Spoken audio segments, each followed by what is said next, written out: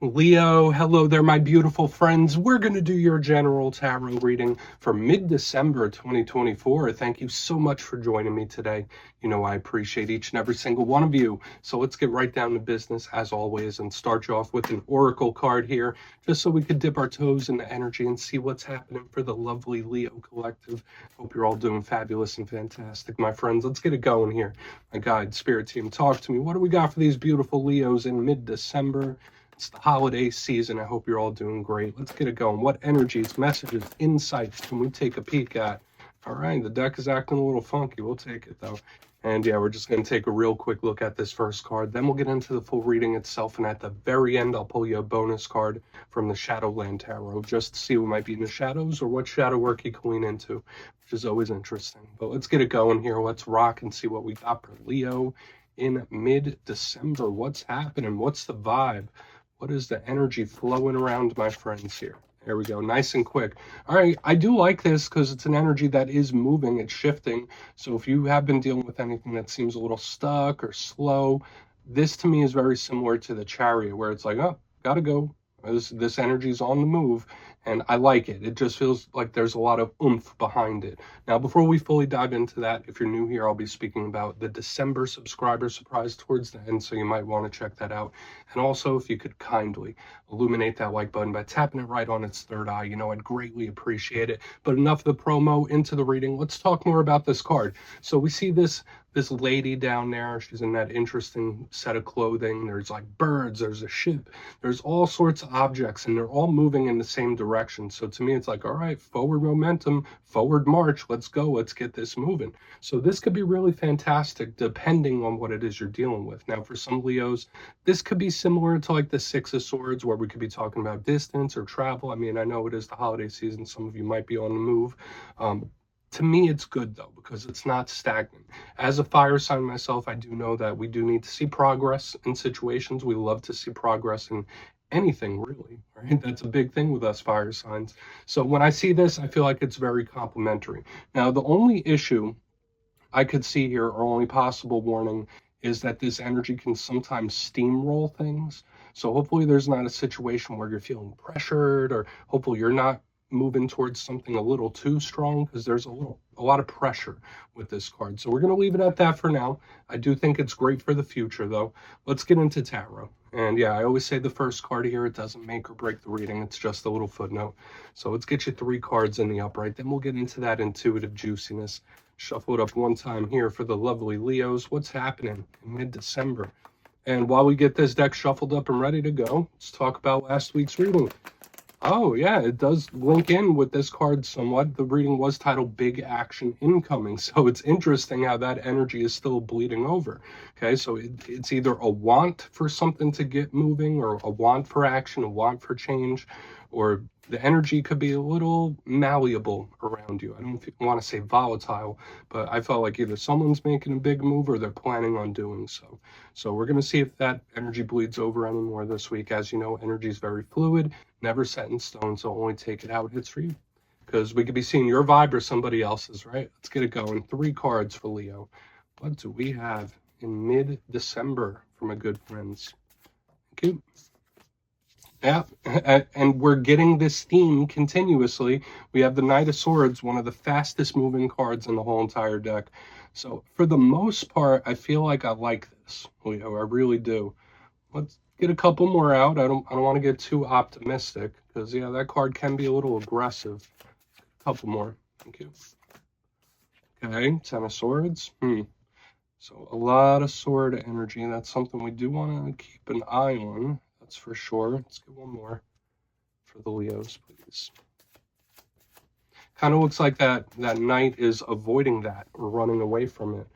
Okay, we do have the 7 of Cups here on the back end, so there's a lot of internal energy, a lot of intensity going on with this alignment, that's for sure. Mixed bag this week so far, but let's go through. I'll give you some of the classical meanings and archetypes, then we'll get into the juicy intuitive stuff.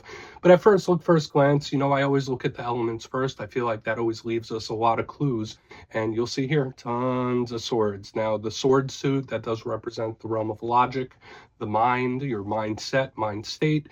It could also be communication, so a lot of chit chat, On the back end, we have water, which is the cups, and that's the realm of emotion, feeling. So it's like we have the heart and mind. All of this is internal energy. So for a lot of the Leos in the coming days and weeks, there could be more internal intensity to you. With whatever situations you're dealing with, you might be feeling things on a deeper level when I see all this combined together. But let's go through piece by piece and really start to build this out, because I can see like some really good positivity on the split ends. We just really need to watch out for that Ten of Swords. But position number one, the Knight of Swords. Now, for a portion of you, might be connected to an air sign, so Aquarius, Gemini, Libra type of vibe. I already mentioned this Knight of Swords is probably one of the fastest moving cards, right up there with the Chariot. You see the picture here. This Knight is in full flight, so it's action. It's not anybody sitting back and waiting. Knights are messengers, so they do speak about progress. It's just very, very fast moving, very, very intense, and that could be a good thing. This is somebody going towards something they want, like a rocket. Could be moving away from something just as quick. So it really depends on the situation. But the big challenge with this Knight of Swords is that it could be a little too aggressive. It could be a little problematic. It could be grumpy, angry. So in this time, you might feel a little more aggressive than normal, either that or it could be someone you're connected to. It's like a very stern, serious, sometimes mean energy in its challenge. But in the positive, it's going, it's moving. So when we look at it right here next to that Ten of Swords, I'm like, Is this Knight sidestepping something? Is it avoiding that Ten of Swords for whatever reason? Moving to the center, this is definitely going to be a part of the reading that we're going to want to look at very closely. The Ten of Swords. Now, if you watch tarot, you know this isn't the easiest energy. Okay? And, you know, I'm always going to be honest with you about that. The Ten of Swords can represent endings, pain, could represent betrayal, just somebody that could even be rock bottom type of energy. It could be a big problem or a very serious situation when this card is here. So I'm not sure if a lot of Leos are dealing with things like that in this time. For some of you, maybe it's something you've already moved past. Maybe it's a situation that has already happened and you've dealt with it and you're moving forward. That could very well be the case. But whenever this card is here, we do have to look at possible endings or pain. It's important to be cautious because this card is a bit of a warning, okay, if it's not something that you're currently dealing with right now. Now, I always like to say that all cards have positive and challenge, and even the most challenging card, when it shows up, there's a silver lining to it, because when I see it, it's like there's nowhere to go but up. So when we see the Ten of Swords with the Knight of Swords right next to it, it's like, okay, something has devolved, but boom, there's a bounce back. There's an energy where it like bounces back quick. So that could be a good thing. We'll talk about this more when we clarify it. Now, moving to the back end, we do have the Seven of Cups, and this is another card that I really like for the most part. Now, the Seven of Cups, you see this guy here, he's chilling, all the cups right there, and it's like he's looking, choosing. I like to call this the menu board of life. This is a huge card of manifesting, someone with a lot of choices, a lot of options, a lot of paths. So for some Leos, maybe there's certain things or situations that are a little up in the air, or they might feel like they're up in the air when this card shows up. I feel, to me, this is one of the more positive cards in the deck. The challenge with this card comes with overthinking. This card could be someone that's like really up in their head, they're up in their brain, they're thinking about something over and over and over and over. So not saying it's you, could be somebody else, but there are challenges with that. And it could be fantasizing as well. So I do feel like there's options and paths, that's for sure. But we're going to have to dig deeper on this, Leo. So let's do it. Let's jump in and clarify. Let's get a good shuffle here. What do we got for the Leos, please? And yes, this is where I go intuitive with the message, which means I just tell you how it feels to me. So feel free to do further research or rely on your base knowledge of tarot. Because as you know, every single reading is about the reader's interpretation, and I'm just giving you mine. Let's go in on that Knight. Oh, and yes, if you're a reader yourself, please feel free to play along. That's why the box is here. If you're feeling any messages you want to give to Leo, you could drop it in the comments. I don't mind at all. Okay, Knight of Swords time. What's happening? What's that Knight of Swords here? Thank you. It's coming and going. It's like 1 foot in, 1 foot out. That's the energy I'm getting back here. For a lot of you, I saw this in the Aries reading too. Eight of Cups in reverse could be something returning very, very quickly. I'm not sure if I've seen that for you in recent weeks, but yeah, the Knight of Swords, Eight of Cups, it's like I'm going, no, I'm not. Here I go, here I come. It's like I'm back and forth, I'm back and forth. So for a lot of situations in this time, Leo, either it's something you're mulling over in your mind, thinking about it, feeling one way 1 second, one way or another. It's just very up and down. Okay, so especially with the Ten of Swords right next to it, watch out for stuff like that. Now, the Eight of Cups in the upright, which it's not, it did show up in reverse, but Eight of Cups is a card of walking away or moving on to something. So when we see it in reverse under a very fast moving card, either it's like coming and going, stop, go, on, off. It's like it could be mildly infuriating for some of you as well. So when I see this energy, it can be frustrating. But for a lot of you, this could be something returning in a very, very big way, either a situation or a person. That's the vibe. And I picked up the same thing in Aries. This must be a fire sign thing this week, where it's like things or people are starting to reemerge, and it's coming in quick when I see this here. So we're just going to leave it at that. Let's keep moving because I want to see what the rest of this has to say. But this energy is very on and off, on and off. So let's go in on that Ten of Swords. Why is it here? Thank you. Okay. All right, we do have the Seven of Wands. Now, for a lot of you, if you have gone through an ending of any kind. Now, I know that's not every single Leo, but for those of you that have, I do feel a very strong strength of character that everything will be fine, everything will be okay. Because the Seven of Wands is super, super determined. But for others, this could be somebody delaying the inevitable as well.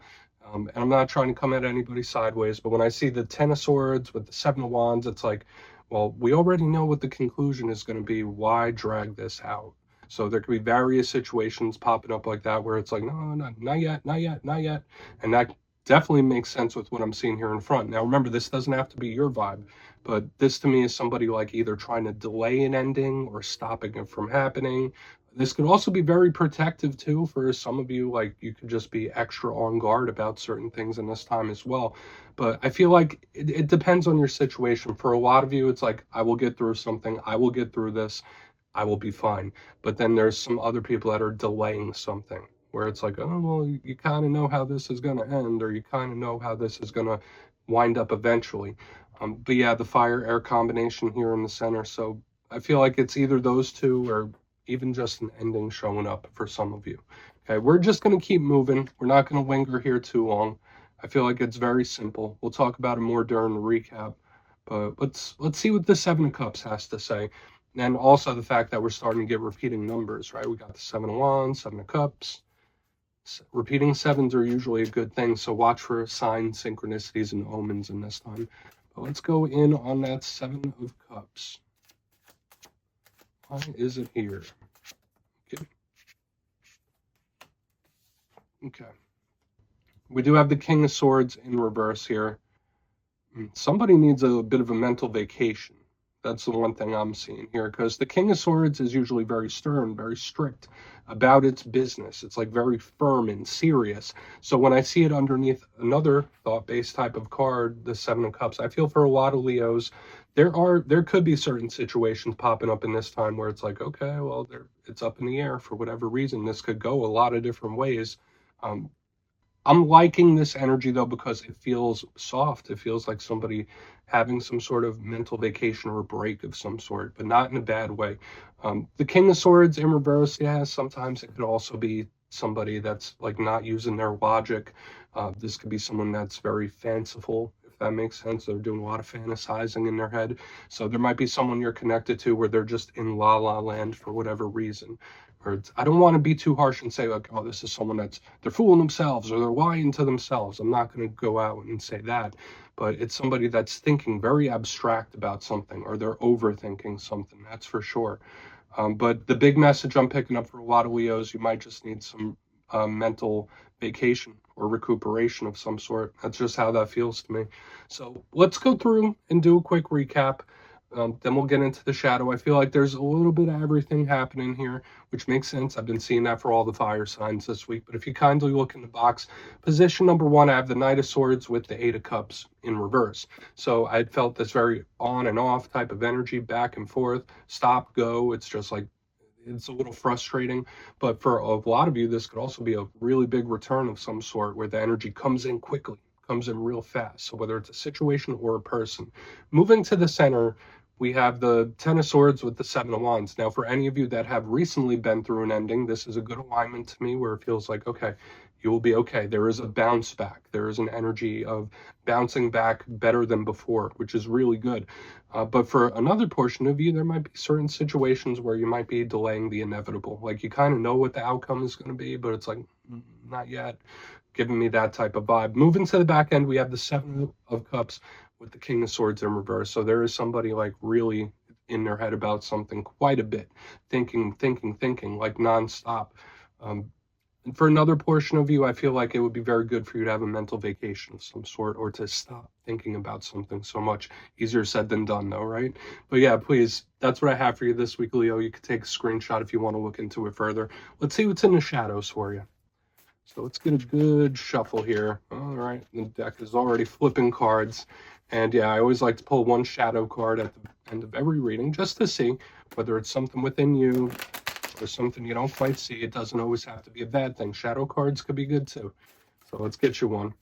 And yeah, if you made it to this point in the reading, please feel free to check out channel memberships. I'll put a link for it in the comments below. It's a beautiful way to support the channel, and I have much love for all my channel members. Let's get this going. One shadow card for my beautiful Leos. Let's see what's happening. What is happening? Thank you. Cool. All right, so you do get a positive shadow card this week, and that's really, really nice. You got the Wheel of Fortune, my friends. Luck will be shifting to your side in one way or another. This is a Jupiter energy. It's very expansive. Now, for a portion of you, this card can represent metamorphosis, change, even karmic situations. I don't feel like that's for every single one of you. But to me, the Wheel of Fortune is just super positive. So you might want to try your luck with certain things. I would say the big challenge when it comes to this Wheel of Fortune is that it could be an energy that moves so fast that it's uncomfortable. So there could be situations like that around where it's just moving too quick. It just feels uncomfortable for whatever reason. But another challenge with this card, it can be very spontaneous. Okay, that's what I always say with the Wheel of Fortune, because it's like, oh, I'm going to try my luck. I'm going to try my luck and test my luck. So just in this time, if you are feeling a little more spontaneous than usual, I want to temper that. But again, I feel good energy coming off of this. So if you are going through a rough one, good times are coming, and they're coming in short order. So yeah, Leo, that's what I have for you this week, my beautiful friends. Don't click away just yet, though. I'm going to give you the details of the December subscriber surprise. If you would like to book a personal reading with me, you can check out my digital calendar and book one at my website, mastermetaphysics.com. But for the December subscriber surprise, I'm giving away 3 copies of one of my favorite decks, the Everyday Witches Tarot. So if you'd like to get your name in for this, 2 simple things, as always, my friends. First, you must be subscribed. And second, let me know down in the comments, what do you want Santa Claus to bring you this year for Christmas? You'll be entered to win, and at the end of the month, the winners will be announced in my community tab. As always, my friends, much love, and I'll see you soon.